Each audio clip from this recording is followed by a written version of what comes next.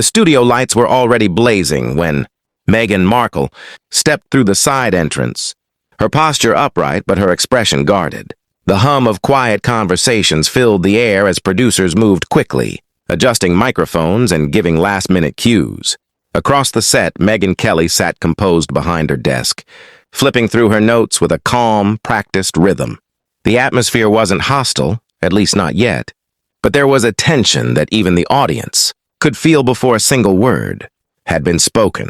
Megyn took her seat, smoothing her outfit with a subtle motion, offering a polite smile that didn't quite reach her eyes. Megyn looked up, returning the smile, but there was a sharpness behind it, an unmistakable signal that this wouldn't be a typical friendly interview. Cameras rolled. The countdown hit 0. The opening moments were controlled, almost deceptively so.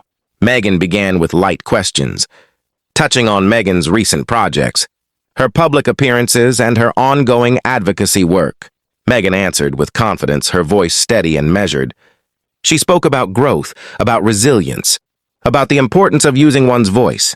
For a brief moment, it seemed like the conversation might remain respectful, even engaging. But then the tone shifted. Megyn leaned forward slightly, her questions becoming more pointed. She brought up past controversies, media narratives, public criticism, and moments that had sparked heated debate online. Megyn's posture changed almost instantly. Her shoulders stiffened, and her smile faded into something tighter, more restrained.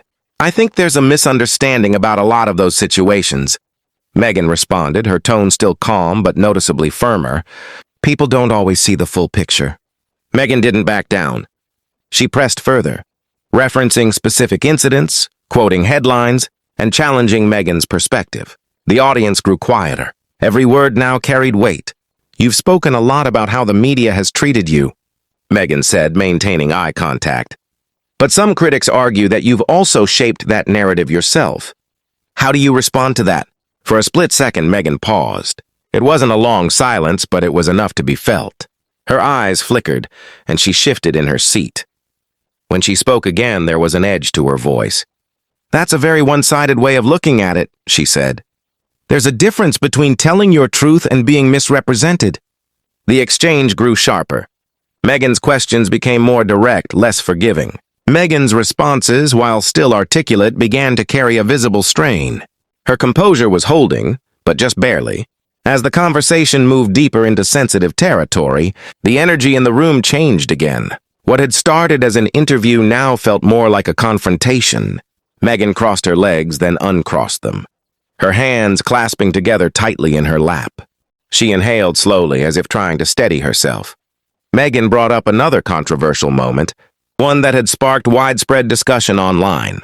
This time, Megyn didn't immediately respond. She looked down briefly, then back up, her expression now unmistakably tense. "I'm not here to relive every distorted headline," she said, her voice slightly raised. "There's more to my story than what's been sensationalized." Megyn, unwavering, replied, "But those headlines exist and people want answers." That was the tipping point. Megyn's composure began to crack.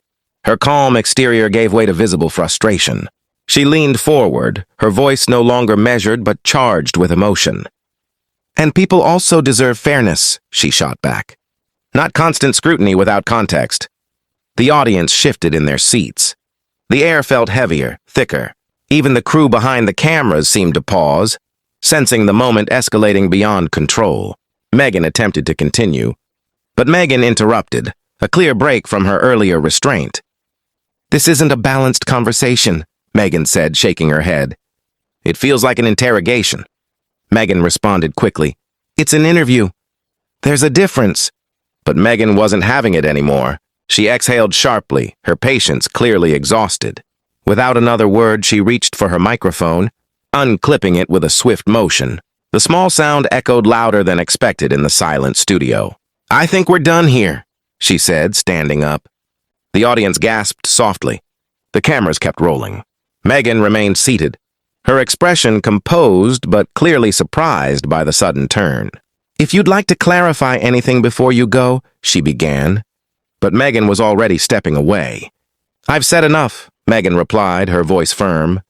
She walked off the set, her heels clicking sharply against the floor. each step echoing the intensity of the moment. The studio doors closed behind her, leaving a stunned silence in their wake. For a few seconds, no one spoke. Megyn finally turned back to the camera, regaining her professional demeanor. "Well," she said calmly, "that was unexpected." The broadcast cut to a brief pause, but the impact of what had just happened lingered. Clips of the moment began circulating almost instantly online, sparking reactions from every corner of the internet.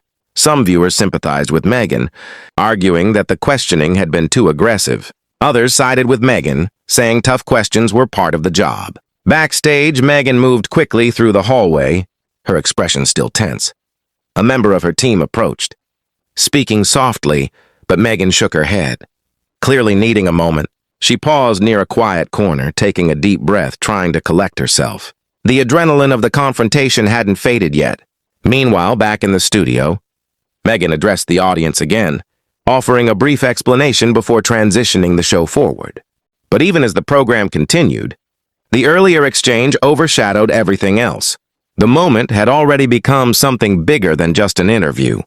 It was a clash of perspectives, of expectations, of control. And in that clash, the carefully maintained balance had shattered. Later, as discussions unfolded across social media and news platforms, people dissected every second, the tone, the body language, the exact words used. Some called it a powerful stand. Others saw it as a loss of composure.